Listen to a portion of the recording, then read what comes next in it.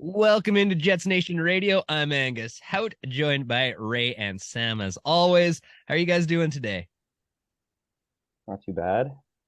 Better now that the Jets finally won a game. Right. Also, before we get into how we're really feeling, we be sure to check out Betway to check out the latest Jets game day odds and bet on the NHL. Be sure to like and subscribe and tell all your friends and family about this podcast. All right. Yeah. Jets.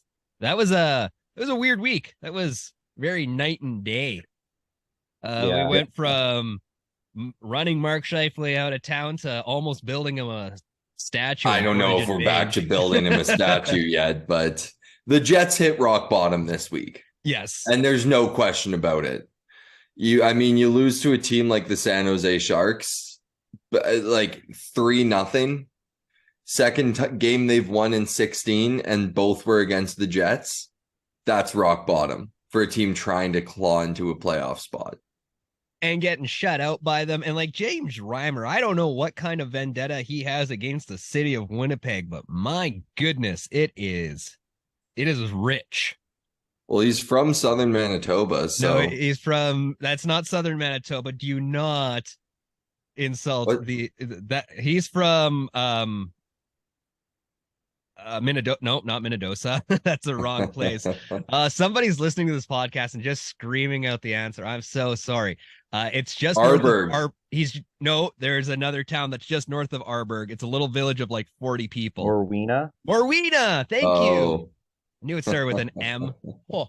Either way, I played hockey with the boys out there, and yeah, you can't disrespect them and say they're from Southern Manitoba. okay. He's from the Interlake, which Yeah. might be worse. Whoa, settle down on the hatred of the Interlake. That is a very special place, and not everyone's a redneck hick out there. They do like to blow things up, and it's a ton of fun. You're just missing out, Samuel. You missed your I live in Tuxedo or Linden Ridge or something like that. Hey, my family's from Riverton. Oh, So, yeah, we've talked about this. Beauty of a town. Um, Ray, if you're ever in Manitoba, Yeah. I'll take you to God's country in Riverton one of these days. Beat all the Icelanders. Oh, buddy, they're rich. I love them out there. But going back to Mark Scheifele, or not Mark Scheifele, just the Jets, like 3-0 to the Sharks. And I mean, like we were like, you could blame pretty much everyone but Nick Ehlers in the top six for not showing up that game. Well, I don't Yeah. even know if you can count Nick Ehlers as being in the top six that game for Yeah, he was so whatever behind. reason. He got like 12 minutes. He had Yeah. 6 minutes. He had I remember he had like 7 minutes through the first two periods, and it was just like, why is he only getting the same amount of time less than like Adam Lowry? It's Less so than Kevin Stenlund. it's so I'm Kevin pretty sure Stenlund through can the go first win two. face-offs. Yeah, That I that don't was think Rick that's Bonus's excuse was like, oh well, we need Stenny out there so he can go win face-offs, but he only won like Well, how about you 55%. get your centers to figure out how to take a face-off then? Yeah, Work right. on Yeah, like Nick It's Ehlers brings so ridiculous. much to the ice and just not out there enough. And yeah, yeah, unimpressed. yeah, And to say the least. yeah, and I mean, like you can't even like you can't shame Blake Wheeler for getting slow and older and slower. But man, the guy does not need to be in your top six anymore. He absolutely does not. And I don't even think you can blame Wheeler for that. Like, it's not No. like it's his job to be like, hey, Bones, stop putting me out there. The Yeah, coaches Yeah. need to figure that out. Yeah. I feel like Also- Wheeler, yeah, you go. New look top six. That Oh. that was deadly. It's looking great. pretty good, him with the two quick guys there, Nemestikov and Ehlers. Yeah, and like, but it worked out because he's such a good passer. So I mean, like, if it works out that the Ehlers and Wheels combo can work out again, because like that occasionally does like work really well. It just when it dries up and goes real cold. Absolutely. But Nemestikov, like, who doesn't love that guy at this point? Yeah, I feel like Nemestikov was like a kind of like a perfect kind of like conjoiner of Ehlers and Wheeler, because he's going to be a guy that just kind of just does whatever he can and kind of grinds it out. Like we saw it in the Detroit game where like he was recovering pucks and like stealing them in the offensive zone. So I feel like he was really someone to kind of like connect the two, where maybe Ehlers and Wheeler aren't perfect fits for each other, but with Nemestikov, it really like kind of like the three of them together really works. He's the And he's center like, of your he's Oreo. not, yeah, he's not the most skilled guy on the planet. But Bones was even talking about it himself, just saying how smart of a player Nemestikov is. Guys love playing with him because of that. So, Yeah. I mean, it's hopefully it works. I'm shocked seeing the Jets this year that something worked and they're not changing it right away and going with something else the next game. But Don't jinx it. looking like those will be the lines again tonight. Yeah. Yeah, Or I yes, also last night, like where how whenever you're listening. yeah, I also liked how Scheifele wasn't needed to be the center in that game too, because I feel like it really kind of let him kind of do the best he can, where he doesn't have to worry about always being like the first man back or being fully responsible on defense. Where I feel like that really showed in kind of everyone's performance, where like these people that had a lot of responsibility on them kind of getting eased off, and like seeing him on the wing was like kind of like a blessing in disguise for him, where he can kind of just be what he needs to be instead of kind of trying to be more than he is. Yeah, absolutely. And I didn't get I didn't get a chance to watch the game live, so just caught the highlights. But I mean, it seems like those guys are playing well together, and it's not like they've had a ton of time. So hopefully that they continue to build off of each other and start to get the boys rolling. Because I mean, like I mean, at the start of this week, I was super down on the Jets. I was ready to throw in the towel, but if the team gets going, like they can win a playoff series potentially, but they just need to get going. And hopefully the floodgates will open now after that Detroit game. But I mean, you get into the playoffs, 4 games against anyone with Connor Hell or 7 games against anyone with Connor Hellebuck in net, you're gonna have a shot. You just have to be able to score. Yeah. Well, and again, if the guys find their groove, which I hope they do, we'll see tonight. Like, I think tonight's kind of like the game that decides are they going into the playoffs or not. And even if they lose tonight, but they play a game where they are, it's a 3-2 game and they have 1 or 2 bad bounces that go against them, and otherwise, a relatively great game, I think that's when you can say, like, this is probably still a playoff team. But I mean, the tonight's Devils gonna are be a really good hockey they team. are, and that's Yeah. why you can truly see who this team is, because Detroit is Detroit. There's still not anything to go home and brag about. Yes, they're still technically fighting for a playoff spot, but Yeah. I mean, they traded away like their second best player. yeah, So yeah. Well, I mean, Nashville did too, and they're still well into Nashville that hunt. traded away So everyone. Did you see their lineup yesterday? it I'd was, never heard of half those guys, and they I won know, 6-1. ridiculous. I loved it though, because UC Soros just scored me some extra points. I might come away with a win in my fantasy league. And going up against the Stars, so I'm the opposite right now. Oh, RIP. I just care about the Jets, and it was bad for them. Yeah. Well, yeah, like this team, it's close. It feels like they're so close, and we've been saying this all year. Like, this team has been so close to being over the top, but they just haven't been dominant yet. So I hate the fact that we've had to wait all season long to see who these guys truly are, and I guess tonight we find out. Yeah, I mean, one game is one game. We'll see if they can actually put together, because this is the most important week of Jets hockey we've seen in, like, I don't know, since the Nashville series in 2018. Like, it's you got to win at least 2 of the 3 games this week, and Yeah. preferably, I mean, you win all 3. Like that Calgary game, you've got to win. They're chasing, and they play terrible teams. They play like the Ducks, Blackhawks, Jets, Preds, and like San Jose down the stretch. They do not have a strong schedule, and the Jets do. So gotta start stringing some wins together. Yeah. Oh, absolutely. They need to string some. They've needed to string wins together since January. So Yeah. preaching it to the choir there, friend. Which, like, I mean, you just answered that question, which would be the more important game to win, Calgary or Nashville. But Ray, who do you think would Yeah. be the more important win? Yeah, I'd have to say Calgary too, just because I feel like they have a more kind of playoff kind of roster constructed, and I feel like it's just important, and it's also on the Pride night for the Jets, so I feel like also to kind of bring your best effort for a game that's kind of meant for including everyone and just kind of like bringing together a more community in hockey. I feel like it's really important to kind of bring your best game against the opponent that you're going up against in such an important type of game for your organization too.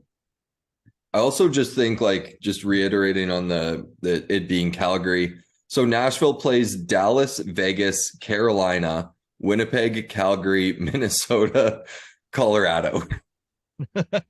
So All 7 of those teams are currently sitting in playoff spots, whereas Calgary plays Anaheim, Chicago, Vancouver, Nashville, San Jose, and Winnipeg. Winnipeg's the only team in a playoff spot there. So more than likely Calgary's going to win out. You need to beat them to give yourself a chance. Yeah. Oh, 100%. And hopefully Chicago beats up on them Tuesday night. Yeah. Well, we just got to hope everyone beats up on the Flames for beating the Flames. I mean, who wants to go to the Saddle Dome, a place where you got the potential of concrete falling on you? What a dump. Mark Scheifele is a blank next season. Jet. I'm gonna say a pain instead of Pain? a specific. No, a pain, like a pain. In the ass. I'm gonna say that because I don't think it's really gonna be any different, and I feel like there's just kind of like a core disconnect, and I don't think the Jets are really gonna be looking to get rid of someone directly right away. So I feel like it's gonna be mostly the same as this year, and it's just like the ultimate bad thing for the Jets where they could trade him for value or they could go into kind of like a rebuild or retool, but ultimately he's probably going to be on the team and it's probably going to be pretty similar to what we've experienced this year. I'll say this. I think he's a Jet at the start of next season, but I think there's a really good chance he's not at the end of it. I don't think they're trading him in the offseason. I think it'll be closer to a deadline deal. And I mean, you're going to get a lot of money or a lot of pieces for Scheifele if you're trading him to a contender. He's affordable, and he's a top center in the NHL. He just is. What happens when the Jets are, they sit on their hands with Pierre Luc-Dubois and they sign him for another $6.5 million 1-year deal? They're not doing that. If he's not signing long-term, they're trading him without a doubt before the draft, probably. Do you think that it comes that soon? Like, is that where the consensus is at? Like, am I the one that's wrong here? Again, the Jets have said this week, or Drager said this week, the Jets are trying their hardest to sign Pierre-Luc Dubois long-term. They're doing everything they can. If they don't, this year's draft is deep. Why would you not? And Montreal has 2 first-round picks. We're obviously not getting their top one, but I think they also have Carolina's. They have Florida. No, Florida's. Ooh. Florida's. So I think you could get one of those, the Florida pick and probably another, like a prospect or something, and maybe a player for Dubois. So Josh Anderson, a first and a prospect. So we could have not Josh Anderson. Why is that the person everyone throws out? That's who else on the, you're not getting Nick Suzuki. You're not getting Cole Caulfield. I also I don't know how Montreal's going to afford him. Like they're going to have to start signing all these guys to long-term deals. Yeah, I think that if we're trading Dubois at the draft to Montreal, I feel like we're definitely going to have to take some cap back over a period of time. So I feel like it's probably got to either be Hoffman or Dvorak coming back because they both have around like a $4 million cap hit. So I feel like that would have to be part of the deal where they trade for him, but they also get a benefit of kind of taking cap off their books so they can afford both Caulfield and Dubois. What about Dubois for a first and Johnny Kovacevic? There would be a riot. Samuel. And I love Kovacevic is having a hell of a season. He is. I'm not trying to losing him for nothing though was so stupid. But then having to give up Dubois for him to get him back. I know. That's not actually going to happen. Pandemonium. What if they also took Pionk? That could probably work too, but there's not enough talent coming back from Montreal at all unless you're getting Connor Bedard out of it, and that's not going to happen because that's too much value. You're not going to get Cole Caulfield, you're not going to get Suzuki, you're not going to get I know. Yeah, I don't know what's gonna happen. I also don't think it's a guarantee they trade him to Montreal. It might be a long-term 1 year or like a 1 year rental to a contender somewhere. But if he doesn't sign long-term in Winnipeg, why would they sign him to a 1 year deal and risk losing him for nothing? Oh yeah, That'll be exactly. so stupid. I think the Jets might like if they can't sign him long term, but they also want to avoid the risk of losing him after like a year. I feel like they might try to do something where they pay him like $9 million for like 3 years or something like that, and kind of almost just kind of kick the Like can down the Bridget, road. Yeah, and just kind of kick it down and be like, okay, we kind of don't want to deal with this now. We still kind of want to stay competitive and kind of deal with this later.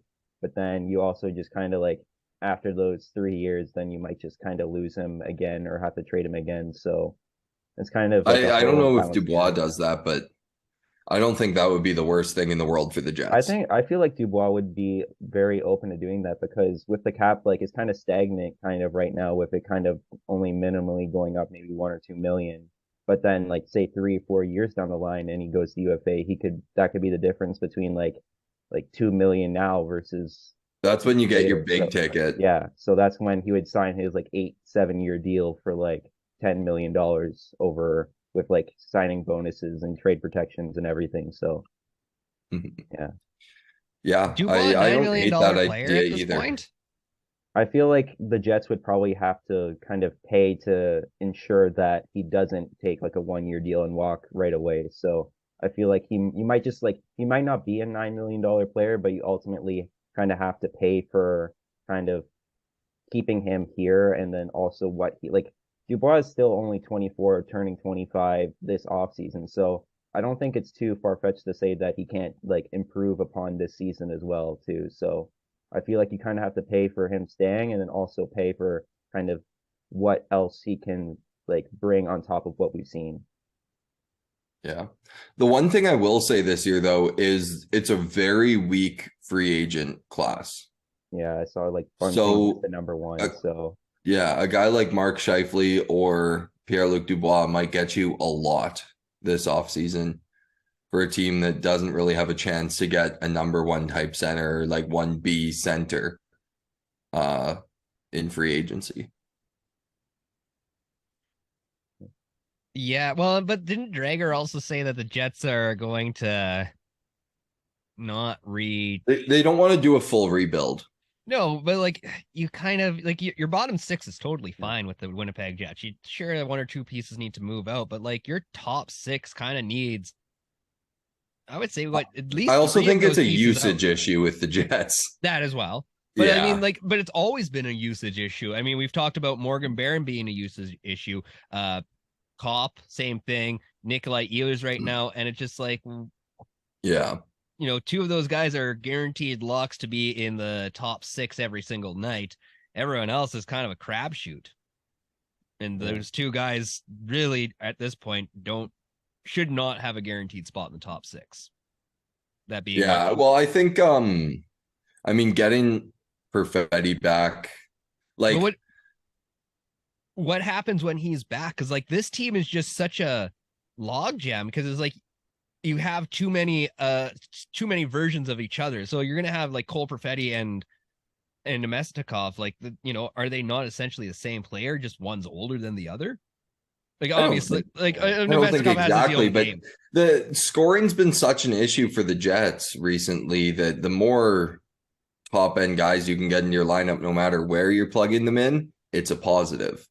Yeah, and I think I saw that Perfetti might be out, like kind of extended into the playoffs too. So I I feel think like, at least the first round, yeah. yeah, so like that, like I feel like that becomes an issue if where Perfetti plays, depending on if we're able to make it out of our round one. So, but ultimately, like I feel like the Jets kind of want to like not rebuild or kind of like they want to stay competitive, but I feel like it's not really there's the choice of the team wanting to rebuild, but I also feel like there's like an option where the team wants to leave. Like you have Hellebuck or someone like that just wants out and like you don't really have a choice and you're kind of being forced into a rebuild, but just based on the players saying, yeah, I'm not going to re-sign here. So I feel like it's very kind of difficult balancing act with kind of a team versus the players and like the team can want to do one thing, but it's ultimately on the players wanting to do the same and not leave as well. Yeah, I also think there's like an aspect we'll see this summer about which UFAs next year get extensions. Because like you're not going to want to go into the season with 6 guys on your roster, 7 or whatever the number is, that are upcoming UFAs. Yeah. Especially if you're like, unless you go on a run this year and then it's like, well, let's run it back for one more. Like, we don't care about losing these guys, but I don't think that's going to happen. If you're like barely squeaking into the playoffs, losing the first round, are you going to go into next season with 7 UFAs, or are you going to try and get some extensions done this year, move some guys out for, again, like 1 year rental type things? Yeah, and like the Dylans are going to be fetching you a pretty sweet price. I don't know who's listening to this, but re-sign Dylan DeMello for the love of God. Yeah, Make him a Jet. Dylan DeMello, yeah. Oh man, if you could sign both Dylans, I would be over the moon. But you would have to move out Schmidt or Pionk. Oh no, or both, no, because there needs to be room for younger guys to come in. No, absolutely. I mean, our D can't look the exact same. Like, I'd rather it be Pionk, but you're probably more likely to move Schmidt at this point. Yeah, and like really, out of those guys, like I was being a little sarcastic. It's I could lose both of those guys. I'd have no problem with Logan Stanley and no, I Billy or Billy, yeah, like have those Billy guys time. It's well, we should have been seeing that guy this season to begin with, but whatever. I think with all the left-hand Ds, I think it's really hard to kind of explain keeping Brendan Dillon here with kind of Sandberg in the works and with Heinola and Chisholm down in with the Moose. I think it's really hard to say like Dillon is like, even though he's like a pivotal part of the defense currently, I think it's just like one of those situations where you want to keep the guy, but then ultimately is it kind of blocking other people from getting minutes that they also deserve? So I feel like it's really pivotal where I feel like Sandberg is really going to take a step and kind of take over that role that Dillon plays and then have someone else in the bottom 6. Yeah, I like the thought there that Sandberg is going to step into that role and take that opportunity, because I think he is easily top 4D on our team right now, might even be top 3. Like, he's been just fantastic. He's plugged into the lineup where he's been needed. Like, Morrissey gets hurt last game, he plays with DeMello. Like, I think I'm really excited about Dylan Sandberg. And I have no issue with Dylan Sandberg. Like, fantastic. Like, I said it on Twitter the other night. Like, he's going to be an elite defender in this league in like 5 years' time. Like, I'll put my bottom dollar on that one. I'll say like 2.5, 3 years. I like that even more. But like, the guy is fantastic. But the Jets are gonna need some sort of. I feel like they need like some sort of 30-year-old veteran leadership in the back end a little bit. But I mean, they still have those guys. There. They still have those guys next year. Yeah. The year after that, if they don't move anyone, they're still going to have Pionk and Schmidt. And after that, Morrissey signed for another decade. Yeah. Like, it's, I guess, I don't think the veteran leadership is going to be an issue on the back end anytime soon. And I mean, by that time, Sandberg's been around for 4 or 5 years, or 4 years by the time those guys are gone. Yeah. So, yeah, I guess, yeah. I was just thinking like you were talking trade them like this summer to get them going, everyone going. If you can re-sign either Dylan, specifically DeMello, or both, I think you could get those guys out of the lineup in next year, Schmidt and Pionk. Yeah. Yeah, absolutely. Yeah, like I hope it's DeMello. Like, the more you guys talk about it, because like Brendan Dillon is like I just look at him as a great leader on this team, and like I like Brendan Dillon. Yeah. I really liked when they gave him the A when Morrissey was hurt. Mm-hmm. But I think long-term Dylan DeMello is the better guy there. Yep. I mean, Brendan Dillon plays a hard game and he's 32 now. Yeah. 31. Played a lot of hockey, and it's a lot of hard hockey. Like, he's had the most fights on our team this year. He throws around the body. Like, I really like his game, but I think DeMello long-term is going to be around longer. Yeah, I think it also comes into the fact that like DeMello is also right-handed, which we don't have a lot of too. So I think that like like even though you would really ideally want to keep both of them, it's like I feel like you also have to look at kind of like your positional needs. So like with Pionk, like if we're moving Pionk out for a defenseman or whatever we get for him, then you only have DeMello as your only right shot D man in the NHL. So I feel like if you really need to keep one, I think it has to be DeMello. And then I think ultimately you only really get to choose one based on the direction of the team and kind of how you want to kind of bring up the youth throughout the system so that Sandberg and Heinola and other players get a chance to also get time with the NHL. So Tyson Barrie for Mark Scheifele trade in the summer, get another right shot defenseman here, and maybe convince Connor Hellebuck. Yeah, another old, shitty, overpaid defenseman. Listen, I'm pulling the old Ken Holland here. Oh my god, his stats in the past were phenomenal. It's gonna work out for us. There's just intangibles you're not seeing. The Jets. So does Chevy just hate? Sorry, what was that, Ray? The Jets just need like 2 Dylan DeMellos, just like identical Dylan DeMellos, just like 1, 2, and it's like one to play, one to be the defensive partner, like the defensive minded partner with Morrissey, and then one to be a little more offensive with Sandberg. So we just need to call up David Thompson, ask him for like some sort of like cloning device because he's a billionaire. You know, something crazy like that exists. So, you know, obviously we just have to get a second Dylan DeMello, and we'll just give him like a phony name. We'll give him like DeMello Dylan. There we go. I had nothing there.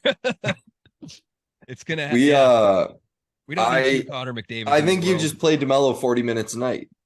Easy. The Jets are set, and maybe gonna run out of gas. No, he's fine. He's an athlete. Yeah. He just needs to take 2 days off, take a quick Tylenol, and he's good to go again. Ice baths there, friends. Allegedly, they work according to Joe Rogan. Oh, God. All right. The Jets have the chance to play the Wild, the Avs, the Golden Knights, or the Oilers when it comes to the 4 teams that they could play in the playoffs if they make it. Which what about team the Stars? They've kind of fallen a little bit out of favor. I think they're third in the Central now. Yeah, they're third. Really? So, yeah. Colorado and Minnesota have been going off. They have 76 points or 76. I mean, they're still only 1 point behind Minnesota with the same number of games. Yes, but they have. I think we can add the Stars in there safely. They have less regulation wins, so True. They have less regulation wins than the Jets, right? They have less wins than the Jets. God, I hate the NHL's point system. Right? Such a nightmare. Yeah, I guess I shouldn't have said regulation. I did that once before. Yeah, just more wins in general. It's dumb. I can't wait till we get the 3-point system over. I can't wait till Gary Bettman steps out of his own way and lets other people make good decisions for this league. Although they're getting exactly what they want in a tight playoff race. Like Winnipeg has 7 more wins than Calgary. 7. But they're only 2 points up because Calgary has 12 more overtime losses. Yeah, but I mean, like, it all shakes out to be the same. Like, the Jets would be at the top right now, and then, like, you know, Dallas and Calgary be fighting it out for 8 spots. So I also think gonna, you know, juggle out to the same. So I don't get it there, Gary. I also think that like it makes regular season games more meaningful. Teams aren't just going to be like, okay, we're not going to try at the end because we'll just go to overtime and guarantee we're going to get a point. If teams get 3 for a win and just 2 for an overtime win, they're going to be trying a hell of a lot harder to finish out that game in regulation. They should extend 3-on-3 to 10 minutes, and if no one wins, no one gets a point. They each get one. That too, yeah. Just 0 points. No one gets anything. It's like, you know what? You didn't even try hard enough to get a win in 70 minutes. Sucks to be you there, Pally. Or have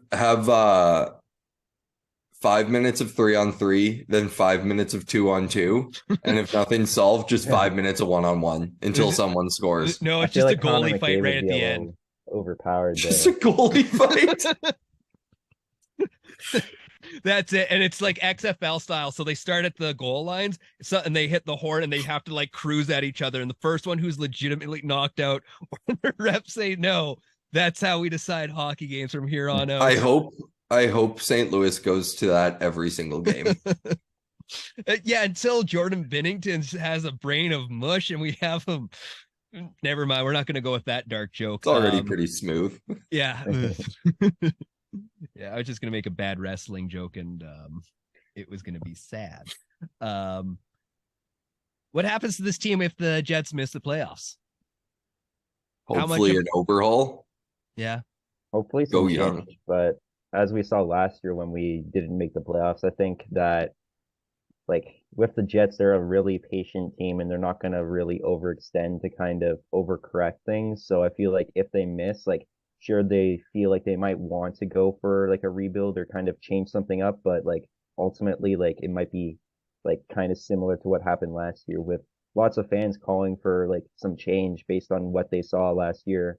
But then they didn't make change, and then we saw success throughout the beginning of the season, and then it's kind of like a roller coaster of kind of what happens where at the beginning of the season the Jets are climbing up the roller coaster, and then as soon as like January, February hits, it's going straight down, and then it's just like you don't really know which direction the roller coaster is going to go next. But like season's ticket holders are getting fed up. We've seen this song and dance for 4 years, and I mean, the bottom line is the most important thing to these guys. So I also think like I don't fully agree with that. I think after one season, you can say we still believe in this core. We think this season was an anomaly. It happens twice. You have to realize, okay, this core's done. And like, as much as it's about the bottom dollar, as much as it's about like trying to keep bums in seats, like Angus said, if you miss the playoffs a few years in a row and you still go back with the same group of guys that play uninspired bullshit hockey, I think well, I know like my dad shares season tickets, and right now he's like, I kind of hope they don't make playoffs because I'm committed to pay for the games, and I don't think the Jets give a shit. Like, why would I want to watch them? Why would I want to pay all that money to watch them get destroyed? Yeah, I think there's like a real difference between kind of like what management probably thinks. Like I want them to kind of make change too, but like just kind of seeing the patterns that the Jets have made, it's just like I feel like it's going to be really hard to kind of have Chevy kind of see a different way of thinking about it. Like I feel like we really need to find a way to change up the team to find players that like really like grind it out every single game by game, and kind of put their heart and soul into it. And I feel like it's really hard to find kind of players like that where they also have the combination of skill with that kind of drive to always put their team first. Well, if Mark Scheifele is going to use the excuse of this is God's plan, he better be going to a bit more of a secular market, because oh boy, this market is, fairly religious, especially you start going south of the city. Like these guys know their book, and man, that bothered me so much. And I think that should have been the reason why Mark Scheifele was. I'm sorry, that's something I fixated on recently. These guys know their book is a great line. I've never heard that before. I love that. Yeah, speaking of that, I'm a little nervous for Wednesday. Just waiting when Kuzmenko dropped out with the Canucks, and I'm just holding my breath waiting for the worst. Yeah, I mean, it's going to be silly. It's going to be whatever. It's going to be publicity. I mean, guys, but there's also going to be people who buy the jerseys. I mean, it's all performative. He's going to use the religion, and I'm going to get mad about it. I'm going to call him out, blah, blah, blah. We've done the song and dance 15 times already. Every team, but the Jets haven't had issues with it in the past. I mean, these guys have worn them in the past. So and it's going to be. Isn't he a Russian though? Who gives a fuck? No. There's five other Russians on Vancouver who wore them. Sam. So before in December, Russia passed a law. Like that's really bullshit. I mean, since then, Bobrovsky's worn it. Malkin's worn it. Half of Vancouver's Russian. They all wore it. But I assume those guys have their families here in North America, where not necessarily. But I mean, like, there's still that possibility. So I mean, like, you got. I think that's such a bullshit cop-out excuse. I don't know, like if my family was like had the potential, even if it wasn't guaranteed. I don't think Russia gives a shit what guys are doing over here. I don't know, man. That's a dictatorship, and things get real squirrely over there. Like, man, I just don't trust that government. And if I was a citizen, yeah, I would be like, you know what? I'm backing out of this because I don't need this crap. of potentially a family member getting killed. It doesn't matter that it might not happen. There's always that potential. I don't know. I think that's no. I think guys are going out of their way to use that as an excuse. It's just I think the North Americans are using it as a lame ass excuse. But the Russians, I genuinely feel for again, them. there's so many guys who wear them every single fucking year. Yeah. And it's not, you're not supporting, you're not outwardly, by wearing that jersey, you're not outwardly supporting that community. All you're saying is like, you're welcome in this game. You're not going, what did PK say? He said, guys shouldn't be asked to be activists. You're not being asked to be an activist.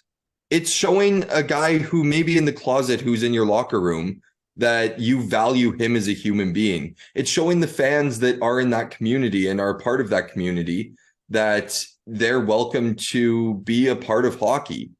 And by not wearing that jersey, you're essentially saying, fuck you, I don't value you as much as I don't think there's any rational excuse. And I mean, like,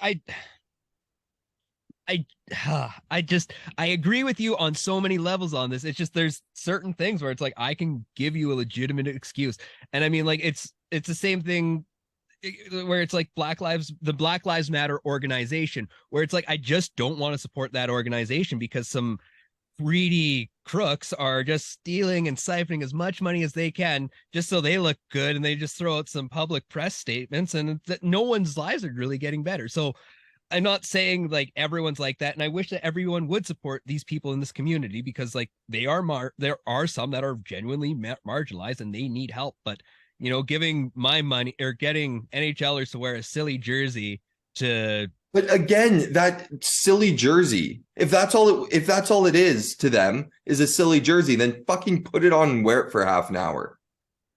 Because again, you being willing to wear that jersey shows an entire group of human beings that you accept, like that they're welcome. Yeah. Whether you accept them or not, you're still saying you're welcome here.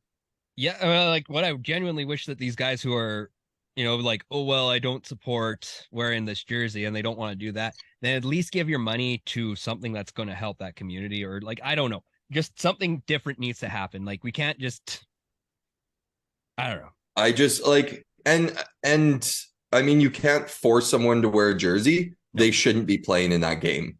If you're not taking warm up, you can sit out for a game. Totally agree. You can lose your game check. Yeah, I totally agree with that. Yeah. I'm on board. Like, yeah, again, you can't physically force someone to do it, but supporting them by letting them play in that game, absolutely not. Yep. Yeah, no, and you like if that's your star player, that's your star player. Sorry, dude. Yeah. If he wants to hurt the team, that's his prerogative.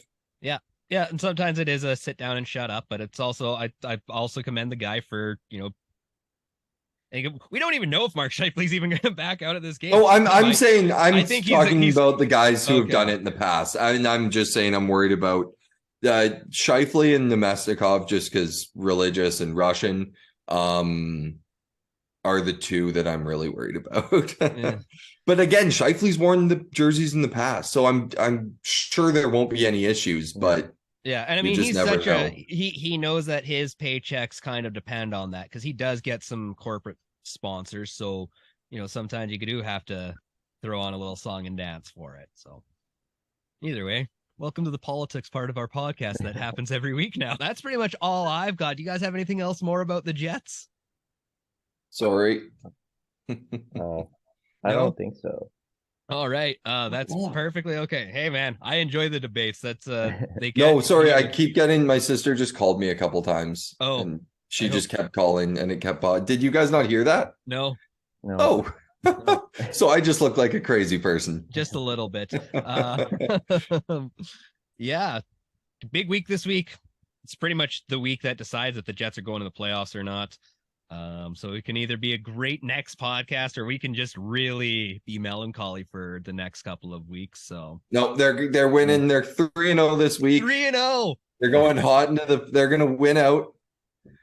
Going hot into the playoffs. Are we gonna see three shut? I shouldn't even say that because Don't even finish that word. You're already asking a lot. I am, but like I want 3 wins. We haven't had a 4-game winning streak in so long. It hurts my heart a little bit, or at least it feels like it's been a long time. I'd like just 3 or 4 in a row. I guess 4, but even 3, just so we get that Calgary game. Yeah, and then go like, and then it's San Jose, Minnesota, Colorado.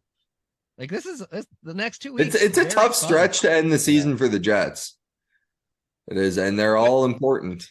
And it's a damn shame they didn't get the win against San Jose. Right. And there's another one. So thanks a lot, James, and everyone in Morwena, all 32 of you. You got to think James is going to start again too. So I genuinely hope he starts it, and then it's like a shelling of like 5 goals in the first period, just make up for it, and they're all run him out of the building. Yeah. I hope so. Just for the sake of my mental health. Even if the Jets drop the next 3 games, for my mental health, we have to destroy James Riemer. I can't believe we only have a week and a half of Jets hockey left. Well, a regular season. Potentially.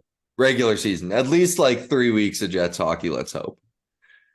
No, shut your mouth. We're getting hockey until June there, Samuel. Connor Hellebuyck is going insane. Everyone else is going to start scoring again. Not even worried. We're going streaking. We're going streaking. We'll see you all at Portage and Maine. Buddy, 100%. You're going to see my bare ass on Portage and Maine. Okay. You could probably avoid that, but... No, we'll be in celebration party mode at that point. Be sure to check out Betway to check out the latest Jets game day odds and bet on the NHL. Ray, where can we find you out in the world? You can find me on Instagram at ray.how or Brad Lambert is him. And yeah, just kind of hoping that there's some more Jets talk after the regular season and hope that becomes a reality. Absolutely. I think there will be some Jets talk, but it could go in 2 very different directions. Oh, yeah. It's either going to be the best summer ever or like a basically repeat of last year. Do we just like start posting podcasts from last year and just hope no one notices? Yeah, exactly. Sam, where can we find you out in the world? Yeah, it's sbrownell12 on Twitter, Sam Brownell Radio on Instagram, and 730ckdm.com. I'm Angus out. You can find me on Instagram and Twitter. You can find me out at events with 921 City and Kiss 1023 Kiss here in Winnipeg.